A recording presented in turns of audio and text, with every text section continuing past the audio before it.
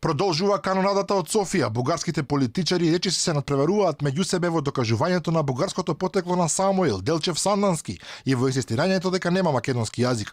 Европратеникот и заменик председател на бугарското ВМРО Ангел Џамбаски тврди дека Македонија го прекршува договорот за пријателство со Бугарија преку индиректни индикации дека постоел македонски јазик. Во текст објавен на неговата официјална страница како член на Европарламентот, Џамбаски пожестоко дури и од неговиот партиски лидер, вице-премиерот Каракачанов, ја докажува бугарската историја на Македонија, која била фалсификувана од како што вели југоносталгичните антички македонски професори. Оваа политика на Скопје повеќе сликовито се гледа во работата на мешаната бугарско-македонска комисија за историски прашања, каде југоносталгичните антички македонски професори се впуштаат во жестоко бранање на лажните историски факти.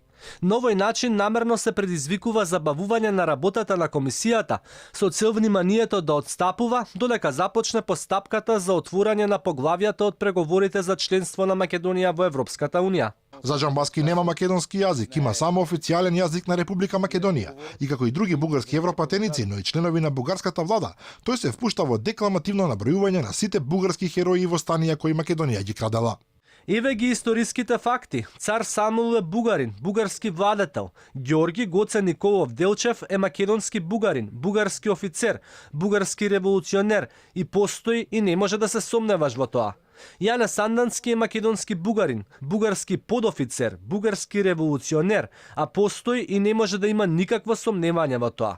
Григор Прличев, Кузман Шапкарев, браќата Миладиновци, бугари од Македонија, бугарска природба и не постои сомнеш.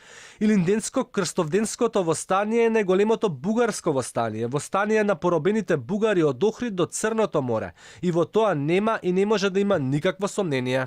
Пред Џамбаски со слични тврдења, но и закани дека Македонија нема да влезе во ЕУ и НАТО ако продолжи со инсистирање дека постои македонски јазик, настапија Каракачанов, шефицата на дипломатијата Захариева, европратеникот Ковачев и други високи бугарски политичари. Инаку тој директно го спомнува и македонскиот премиер Заев, за кого вели дека е класичен бугарски политичар, односно дека лаже, врти и сучи. Со бугарите е бугар, со грците е грк, со србите е србин, а всушност е обичен сејач на магла.